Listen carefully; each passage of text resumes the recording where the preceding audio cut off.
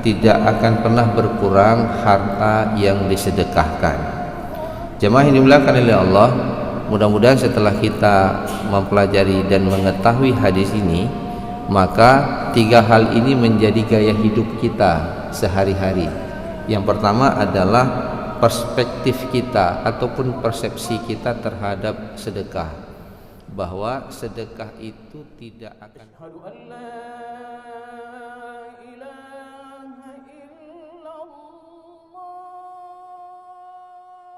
Bismillahirrahmanirrahim. Assalamualaikum warahmatullahi wabarakatuh. Alhamdulillahirabbil alamin wa bihi nasta'in ala umuri dunya waddin. Asyhadu an la ilaha illallah wahdahu la syarikalah wa asyhadu anna sayyidana wa nabiyyana Muhammad sallallahu alaihi wasallam. Allahumma la ilma lana illa ma 'allamtana innaka antal alimul hakim wa tub lana innaka antat tawwabur rahim. Rabbi shrah li sadri wa yassir li amri wa hlul 'uqdatam min lisani yafqahu qawli. Alhamdulillah, segala puji bagi Allah Subhanahu wa taala. Allah Subhanahu wa taala masih memberikan nikmat iman dan nikmat kesehatan, sehingga pada subuh ini kita masih bisa berhadir melaksanakan perintah Allah Subhanahu wa taala, melakukan salat subuh berjamaah di masjid yang mulia ini. Mudah-mudahan setiap amal ibadah yang kita lakukan diterima di sisi Allah Subhanahu wa taala, dan kita berharap dan terus berdoa semoga Allah anugerahkan keistiqomahan kepada kita untuk menjadi orang yang soleh sepanjang masa, sepanjang usia, sampai kemudian Allah mengambil nyawa kita. Dan mudah-mudahan ketika kita menutup kehidupan kita meninggal dalam husnul khatimah. Amin ya rabbal alamin. Salawat dan salam kita sanjung sajikan ke pangkuan junjungan kita baginda Nabi besar Muhammad sallallahu alaihi wasallam, Rasul yang menjadi uswah dan qudwah bagi kita semua. Kaum muslimin sidang jamaah salat subuh yang dimuliakan oleh Allah, para pendengar Radio Baitur Rahman dan Radio RRI yang dirahmati Allah Subhanahu wa taala. Pada subuh ini kita akan melihat dan belajar dari hadis Rasulullah sallallahu alaihi wasallam yang diriwayatkan oleh Muslim, juga diriwayatkan oleh Tirmizi, Ahmad dan juga Malik.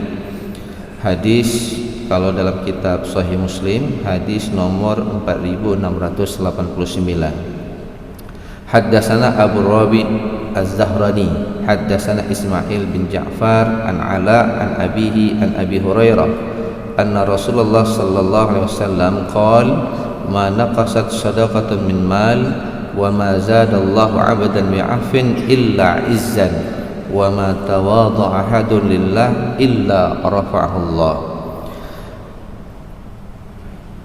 Dari Abu Rabi Az-Zahrani, haddatsana Ismail bin Ja'far, telah menceritakan Ismail bin Ja'far dari Ala, dari ayahnya, dari Abi Hurairah, sesungguhnya Rasulullah sallallahu alaihi wasallam bersabda, ma naqasat shadaqatun min mal, harta tidak akan pernah berkurang karena sedekah.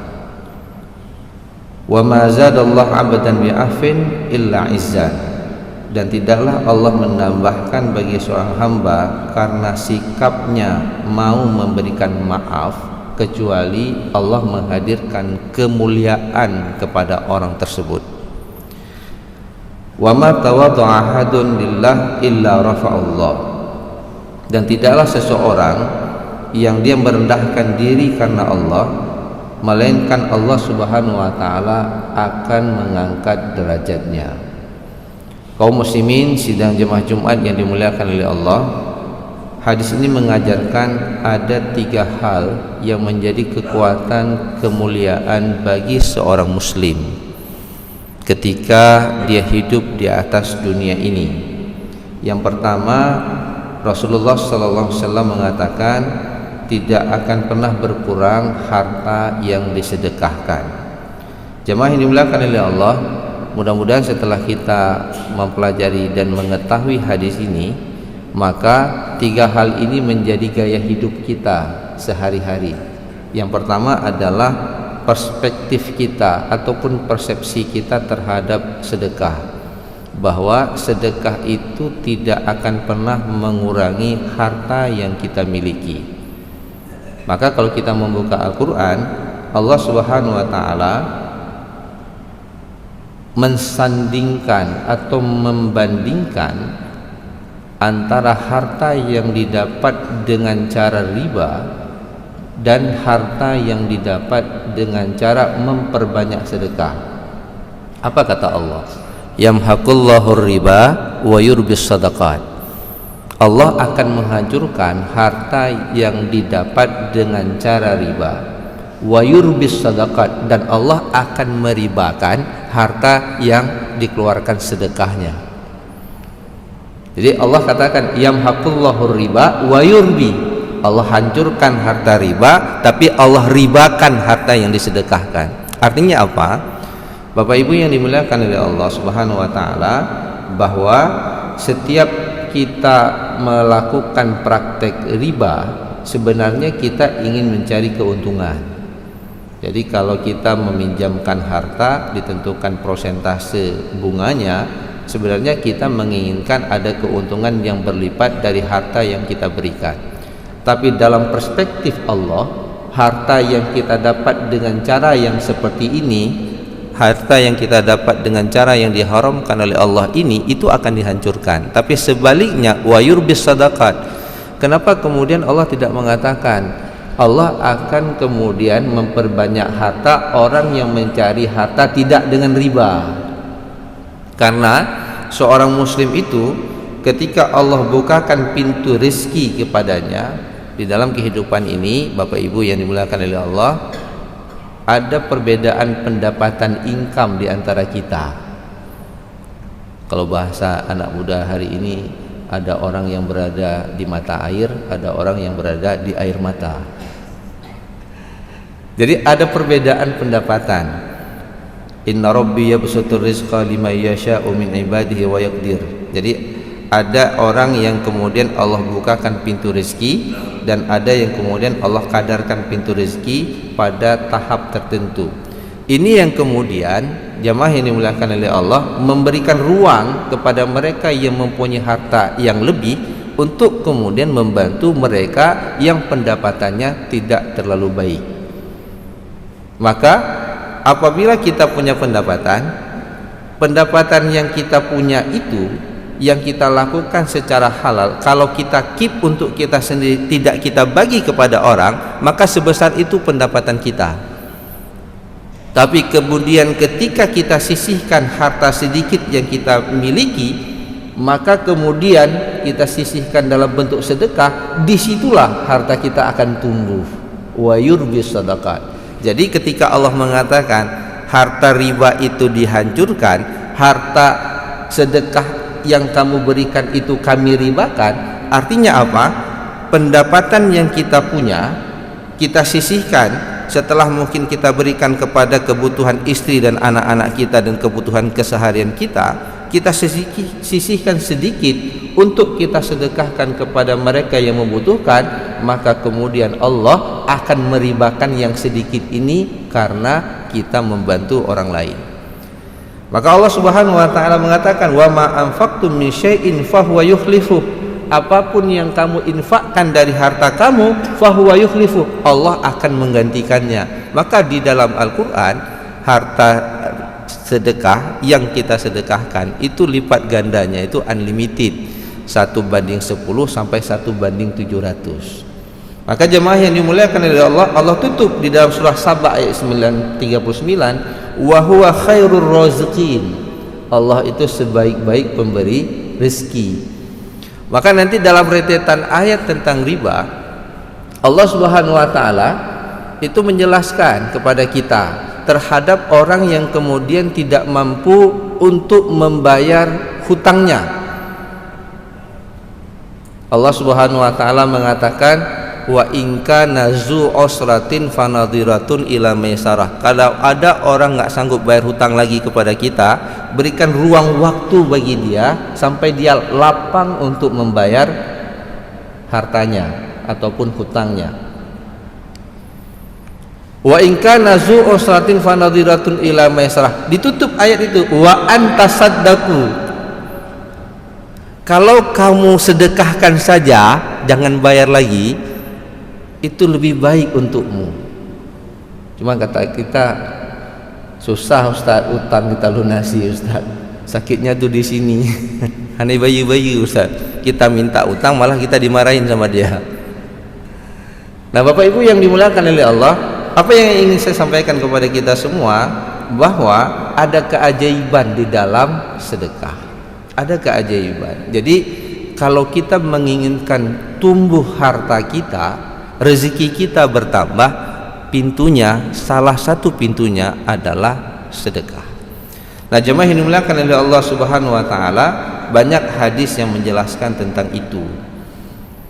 Misalnya di waktu subuh seperti ini ada dua malaikat yang hadir untuk mendoakan kita. Allahumma anfik mumsikan khalafa. Ya Allah, berikanlah kepada mereka yang berinfak harta digantikan. Sebaliknya satu malaikat lagi, Allahumma a'ti mumsikan talafa. Ya Allah, mereka yang kikir, mereka yang kedekut, ya, tidak mau bersedekah, hancurkan hartanya. Jadi Bapak Ibu, masih kita dalam masjid, usahakan di waktu subuh yang seperti ini supaya Allah mudahkan rezeki kita, keluarkan harta kita sedikit ataupun banyak sesuai dengan kemampuan kita, bersedekahlah. Kalau bahasa di dunia perbankan, memitigasi resiko. Apa dia? Resiko kemiskinan, resiko musibah. Karena nanti kita lihat juga di dalam banyak hadis Rasulullah sallallahu alaihi wasallam mengatakan, anfik ya abna adam yunfaq alaik. Ini hadis muttafaqun alaih. Wahai anak Adam, berinfaklah, nanti niscaya Allah akan berinfak untukmu. Di hadis yang lain, hal tunsaruna wa turzaqun illa bidu'afaikum. Bukankah kamu mendapatkan pertolongan dan rezeki dari Allah sebab kamu menolong orang-orang yang lemah. Jadi kita memitigasi resiko harta kita berkurang, ingin harta kita tumbuh dengan cara sisih sedikit harta kita untuk berinfak. Nah disinilah kemudian kita harus mempunyai ilmu mengelola keuangan. Bagaimana pendapatan kita budgetkan. Ini untuk kebutuhan harian kita, tapi jangan lupa ada kebutuhan budget yang selalu kita gunakan untuk berinfak sesuai dengan kemampuan kita. Mitigasi risiko yang lain, kata Rasulullah, dawu mardakum bisadaqah, sembuhkan penyakit kamu dengan cara bersedekah. Nah Bapak Ibu yang dimuliakan oleh Allah, jadi sedekah ini sebenarnya kekuatan bagi kita untuk mengembangkan harta kita sendiri, dan itu bahagian dari kesyukuran kita kepada Allah Subhanahu wa taala terhadap nikmat harta yang telah dicurahkan kepada kita. Maka di kalangan para sahabat, Bapak Ibu yang dimuliakan oleh Allah Subhanahu wa taala, datang mereka kepada Rasulullah. Ini kalangan sahabat yang pendapatan income-nya itu tidak terlalu banyak. Dia mengatakan, ya Rasulullah, kami cemburu kepada para sahabat yang income-nya lebih banyak dibandingkan kami. Kenapa? Kata Rasulullah, mereka baca Quran, kami baca Quran. Mereka puasa, kami puasa. Tapi mereka berinfak, kami tidak mampu untuk berinfak. Nah jemaah yang dimuliakan oleh Allah Subhanahu wa taala, sampai kemudian direkam oleh Allah Subhanahu wa taala di dalam surah Al-Munafiqun, bagaimana kemudian orang-orang yang sudah mati, mereka minta balik ke atas dunia ini hanya satu, bukan untuk sholat, bukan untuk puasa, bukan untuk haji, tapi untuk bersedekah. Allah Subhanahu wa taala mengatakan, wa anfiqu mimma razaqnakum min qabli an ya'tiya ahadakumul maut fayaqulu rabbi laula akhartani ila ajalin qarib fa asaddaqa wa akum minas sholihin. Berinfaklah kamu dari harta yang kami telah rezekikan kepadamu sebelum datangnya kematian. Fayaqula rabbi laula akhartani ila ajalin qarib. Ya Allah, andaikan kematian itu bisa kamu tunda sedikit. Untuk apa? Fa asaddaqu wa akum minas sholihin. Aku ingin bersedekah. Keajaiban sedekah. Sampai Rasulullah kemudian mengatakan kepada Aisyah, wahai Aisyah, bersedekahlah kamu walau sebiji kurma, karena sedekah itu akan menghijab azab api neraka. Bapak Ibu yang dimuliakan Allah, ini yang pertama. Yang kedua, secara singkat, Rasulullah SAW mengatakan, wa ma zadallahu 'abdan bi'afin illa izzan. Ini kekuatan memaafkan. Tidaklah kemudian orang yang memaafkan dosa orang lain kecuali Allah Subhanahu wa taala akan menganugerahkan kemuliaan. Lalu kemudian Allah merekam, Bapak Ibu yang dimuliakan oleh Allah, dua sifat tadi, ya, itu ada sifatnya orang-orang yang bertakwa. Alladzina yunfikuna fis sarra'i wad dharra wal kadhiminal ghaidha wal 'afina 'anil nas. Bahwa ciri-ciri orang yang bertakwa kepada Allah, mereka berinfak baik dalam keadaan susah ataupun senang. Lalu wal 'afina 'anil nas, mereka itu gemar untuk memaafkan dosa orang lain. Terkadang kita dalam kehidupan sosial, kalau kita maafkan orang, kita dianggap lemah. Kok bisa kamu maafkan dia? Lemah kali kamu. Kalau saya balas. Ada provokator lagi. Padahal mereka yang mampu memaafkan orang lain, kedudukannya akan diangkat, dimuliakan oleh Allah Subhanahu wa taala. Maka jemaah yang dimuliakan oleh Allah, ini kehebatan orang-orang yang mampu memaafkan. Sampai kita kemudian, ini ada dua kisah. Kisah yang pertama ini sudah sering saya ulang di sini. Seorang sahabat yang dijamin masuk surga, dia masih di dunia. Rasulullah katakan akan datang nanti seorang pemuda yang sudah dijamin masuk surga. Ada seorang sahabat minta tahu apa amalnya. Dia tidur di rumah sahabat ini 3 hari 3 malam nggak ketemu. Hari ketiga ditanya, sebenarnya saya tidur di rumah Anda, saya ingin tahu apa yang menyebabkan Anda dikatakan oleh Rasul Anda sudah dijamin masuk ke dalam surga. Lalu kemudian sahabat ini mengatakan tidak ada yang spesifik yang saya lakukan, hanya ada satu pekerjaan yang tidak pernah saya lupakan, yaitu sebelum saya tidur saya minta kepada Allah, ya Allah, maafkan dosa orang-orang yang telah menyakiti hari ini untuk diri saya sebelum mata saya terpejam. Salah satu cara mudah untuk memaafkan orang yang telah menyakiti hati kita, orang yang nggak bayar hutang sama kita, doakan dia. Doa apa Ustaz? Doa kematian? Bukan, doakan semoga Allah memenuhi semua hajatnya dan memudahkan semua urusannya. Kalau urusannya udah mudah, mudah-mudahan dia bayar hutang kita. Gitu lagi. Saya teringat dengan kisah Rasulullah. Rasulullah satu hari itu naik unta, ketemu sama seorang Yahudi, Sa'ad bin San'ah namanya. Jadi ketika Rasulullah sedang naik unta, Sa'ad bin San'ah itu lewat dan dia melihat Rasulullah. Dia tarik kain serbannya Rasulullah sehingga tercekik dan hampir jatuh. Umar di sampingnya narik pedang mau dia tebas ini Yahudi. Apa kata si Sa'ad bin San'ah ini? Wahai Muhammad, bayar utang kamu harus bayar hari ini. Kata Rasulullah SAW, wahai Umar, bersabar, jangan kau pukul dulu dia, tenang, ini bodyguardnya Rasulullah. Apa kemudian Rasulullah katakan, hutang saya jatuh temponya 3 hari lagi, kenapa kamu minta sekarang? Pokoknya sekarang. Umar marah. Lalu apa kata Rasulullah kepada Umar? Wahai Umar, jaga sikapmu, sebaiknya kamu mengatakan kepadaku, ya Rasulullah, segera lunasi hutang, walaupun hutangnya masih 3 hari kemudian. Janji yang diberikan oleh Rasulullah SAW kepada Sa'ad bin San'ah. Nasihat Rasulullah kepada Umar supaya Umar bersabar dan memaafkan si Yahudi ini yang kasar menagih hutang kepada Rasulullah, itu membuat San'ah terpesona. Rasulullah memaafkan San'ah karena Rasulullah mengatakan, due hutang saya itu 3 hari lagi, bukan hari ini. Janji saya 3 hari lagi. Di sini banyak pelajaran. Rasulullah saja berhutang dan Rasulullah punya sikap untuk membayar hutang. Dan dalam kisah ini ada 2 kisah. Kisah yang pertama karena beliau memaafkan si San'ah, ya, yang meminta hutangnya untuk dilunasi, lalu menasihati kepada Umar untuk bersabar. lalu ketika dia membayar hutang, Rasulullah SAW itu hutangnya dibayar lebih. Jadi hutang Rasulullah kepada San'ah ini unta dengan umur 2 tahun. Lalu kemudian minta sama Umar untuk cari unta yang umurnya 2 tahun ganti kepada membayar hutang si San'ah. Ternyata nggak ketemu. Ketika nggak ketemu, yang ketemu 3 tahun.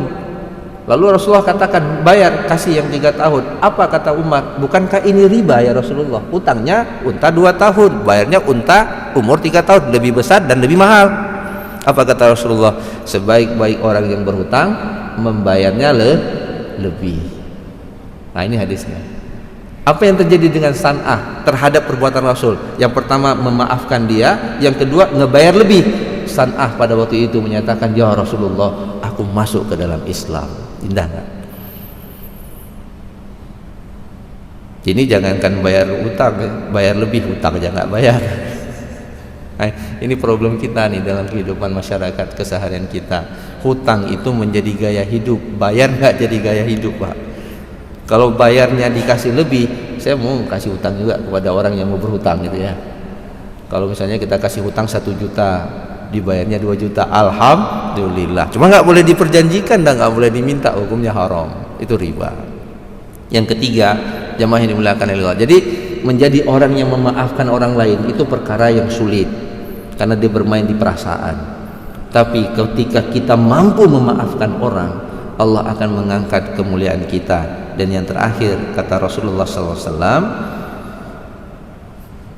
wa ma tawadda'a ahadun lillah illa rafa'allah.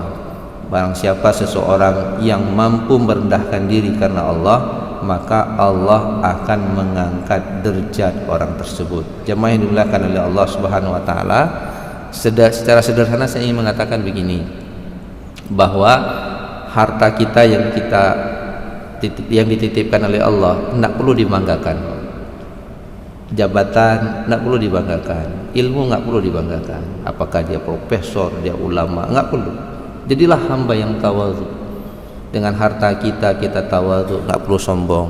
Dengan jabatan kita nggak perlu sombong. Jabatan kita sebentar, 5 tahun, 4 tahun digeser. Dikenal kita di satu komunitas. Saya misalnya di kampus, oh dikenal. Kita pergi ke pasar Lambingin, dikenal kita sama orang sana? Nggak dikenal. Kita dikenal di komunitas tertentu, kita pergi ke tempat yang lain nggak dikenal. Nggak perlu kita banggakan diri kita. Barang siapa yang tawadhu karena Allah, Allah angkat. Barang siapa yang takabur, dia sombong, Allah jatuhkan dia. Man tawadha'a rafa'ahullah, diangkat sama Allah. Wa man takabbara wada'ahullah. Barang siapa yang dia takabur, Allah letakkan dia, Allah rendahkan dia. Maka jemaah yang dimuliakan oleh Allah, jadilah pribadi-pribadi yang selalu tawadhu terhadap apa yang dititipkan oleh Allah Subhanahu wa taala sementara kepada kita. Saya selalu mengatakan hidup ini sementara, akhirat itu selamanya. Jadi jangan sampai kemudian apa yang dititipkan oleh Allah, apakah itu harta, apakah itu jabatan, apakah itu ilmu, jangan pernah membuat kita berada dalam kesombongan, menganggap orang lain tidak lebih baik dibandingkan kita. Padahal boleh jadi ada orang-orang yang lebih baik dibandingkan kita, imannya lebih baik, takwanya lebih baik, ilmunya lebih baik, tapi dia tidak pernah menunjukkan kepada orang lain. Orang-orang yang terkadang dikenal di pintu langit, tidak dikenal di bumi. Ada orang yang dikenal di pintu langit tapi dibenci. Ada orang yang dikenal di dunia tapi dia tidak dikenal di langit, malah dia dibenci di langit. Maka jemaah yang dimuliakan oleh Allah Subhanahu wa taala, saya ingin menutup dengan firman Allah Subhanahu wa taala, ibadur rahman alladzina yamshu 'alal ardi hauna wa idza khatabahumul jahiluna qalu salama. Jadi ibadur rahman, hamba-hamba Allah yang dikasihi, yang dicintai oleh Allah Subhanahu wa taala, ketika mereka berjalan di muka bumi, mereka rendah hati, mereka tenang, mereka sopan, tidak pernah sombong. 3 hal ini Bapak Ibu dari hadis ini jadikan lifestyle kita, gaya hidup kita. Sedekah itu menjadi gaya hidup berapapun yang kita punya. Jangan pernah pelit, Pak. Ada uang berapapun, 1.000, 2.000, 3.000, 5.000, 1 juta, ada rezeki, bantu orang-orang yang membutuhkan di sekitar kita. Jadikan itu, saya sering mengatakan, budgetkan Pak Ibu dari pendapatan kita, ada budget yang kita gunakan untuk bersedekah setiap bulannya. Lalu jadilah orang yang suka memaafkan orang. Sakit hati kita, doakan dia, maafkan dia.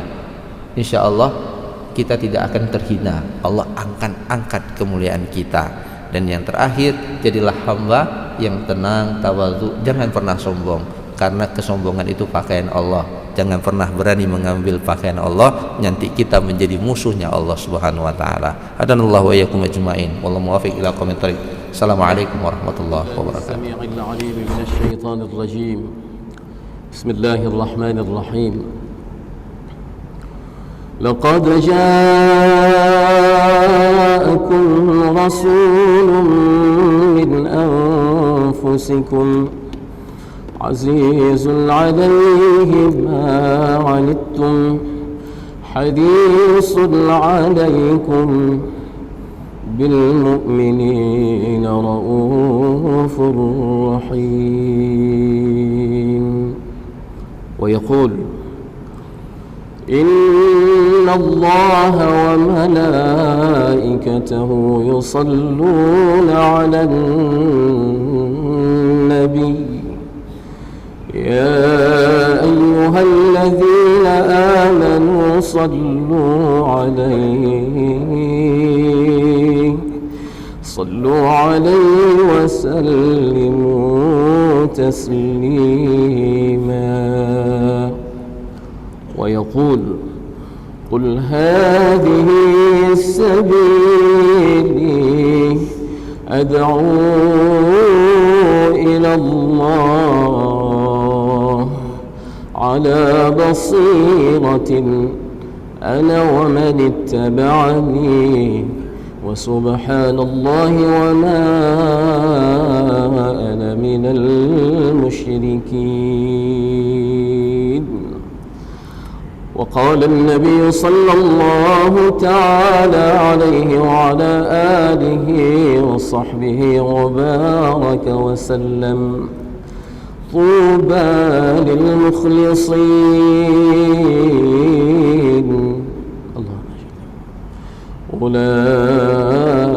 أولئك مصابيح الدجى تتجلى عنهم كل فتنة ظلما. ويقول المؤمنون هينون لينون كالجمل الآنف إن قيل إن قاد وإن أنيخ على صخرة استناخ أو كما قال النبي صلى الله تعالى عليه وآله وصحبه وبارك وسلم. Sebelum doa kita salawat, Allahumma salli ala Sayyidina Muhammad wa ala ali Sayyidina kama sallaita ala Ibrahim wa ala ali Ibrahim wa barik ala Muhammad kama barakta ala Ibrahim wa ala ali Ibrahim fil alamin innaka Hamidum Majid. Bismillahir Rahmanir Rahim. Alhamdulillahi Rabbil alamin adada khalqihi wa rida nafsihi wa zinata arshihi wa midada kalimatihi. Allahumma salli wa sallim ala Sayyidina Muhammadin an-nabiy al-ummi al-habib al-ali al-qadr العظيم الجاه بقدر عظمة ذاتك وعلى آله وصحبه أجمعين. اللهم تب علينا توبة نصوحا اللهم تب علينا توبة نصوحا اللهم تب علينا توبة نصوحا. اللهم إنا نسألك التوبة ودوامها ونعوذ بك من المعاصي وأسبابها. اللهم والإنابة اللهم إنا نسألك التوبة والإنابة والاستقامة على الشريعة الغراء والطريقة البيضاء برحمتك يا أرحم الراحمين. رب اغفر لنا ذنوبنا ولوالدينا وارحمهما كما ربيانا صغيرا. رب اغفر لنا ذنوبنا ولوالدينا وارحمهما كما ربيانا صغيرا. رب اغفر لنا ذنوبنا ولوالدينا وارحمهما كما ربيانا صغيرا. رب اغفر لشيخنا ولمشايخنا ولأساتذتنا واغفر لنا جميع أوليائك المقربين من علمائك العاملين المخلصين وعبادك الصالحين. واغفر لنا ولأزواجنا ولأولادنا ولبناتنا ولإخواننا ولطلابنا ولطالباتنا. واغفر لنا ولجميع المسلمين والمسلمات والمؤمنين والمؤمنات الأحياء منهم والأموات. يا أول الأولين ويا آخر الآخرين ويا ذا القوة المتين ويا راحم الفقراء والضعفاء والمساكين يا أرحم الراحمين يا أرحم الراحمين يا أرحم الراحمين. أظلمنا أنفسنا وإن لم تغفر لنا وترحمنا لنكونن من الخاسرين. رب اغفر واعف وارحم وتكرم وتجاوز عما تعلم إنك أنت الله العز الأكرم. اللهم احسن عاقبتنا في الأمور كلها وأجلنا من خزي الدنيا وعذاب الآخرة. اللهم إنا نسألك رضاك والجنة ونعوذ بك من غضبك والنار. اللهم عظم جلالك في قلوبنا وصغر الدنيا في أعيننا. اللهم عظم جلالك في قلوبنا وصغر الدنيا في أعيننا.